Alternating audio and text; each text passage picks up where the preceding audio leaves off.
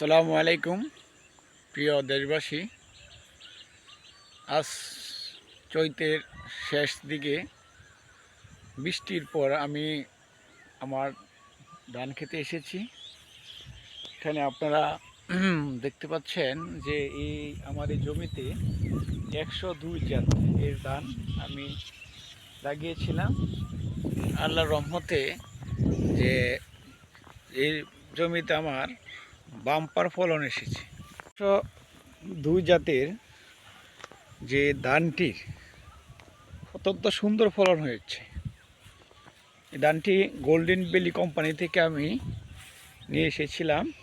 Golden কোম্পানির এক বড় ভাই আমাকে বলেছিল এটা ধানটা আসলে চিকন এবং ফলন আপনার ভালো হবে। আমি সেই জন্য এই ধানটি লাগিয়েছিলাম। আমি প্রায় 1.5 একর জমির উপর এই ধান রোপণ করেছি। আল্লাহর রহমতে এই ধানের যে শীষের যে উপরিভাগে কোনো চিট নেই, আবার ধানগুলো একদম স্পষ্ট। ধানের যে আপনার রাইস অনেক সুন্দর হয়েছে,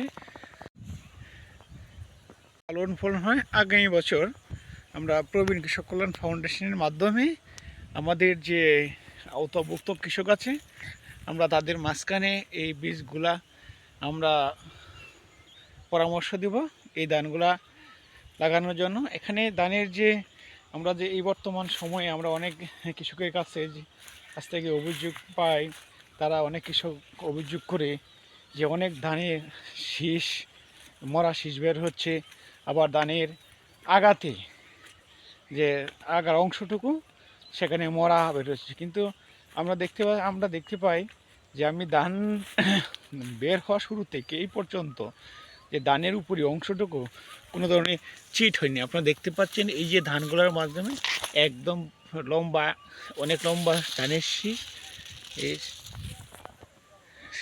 লম্বা ধানের শীষ। এই শীষে আসলে আল্লাহর রহমতে অনেক সুন্দর ধান হয়েছে। আপনারা যারা আগামীতে ধান চাষ করবেন অবশ্যই ভালো কোম্পানির যারা বীজ বাইরে থেকে কিনে জমিতে রোপণ করবেন, অবশ্যই আপনাদেরকে পরামর্শ দেব ভালো এবং উন্নত মানের কোম্পানির কাছ থেকে আপনারা বীজ সংগ্রহ করবেন। যে অনেক ভুয়া বুরুফুর কোম্পানি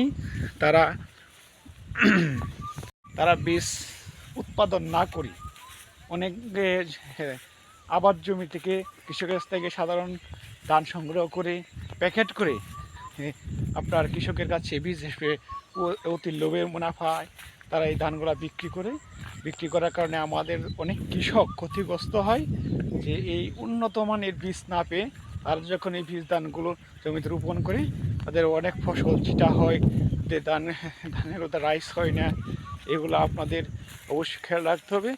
মানে এত পরিমাণ এই ধানের যে উৎপাদন ব্যয়, যদি আমাদের দেশের কৃষকরা সেখানে তারা বঞ্চিত হয় যে উন্নত বীজ থেকে, তাহলে তাদের যে বিনিয়োগকৃত অর্থ পুরোটি লোকসানের সম্মুখীন হয়। শুধু লোকসানের সময় না, এই পরিবারটি প্রায় ধ্বংসের মুখোমুখি হয়ে পড়ে। আপনাদেরকে অবশ্যই সচেতন করে থাকতে হবে। ধন্যবাদ।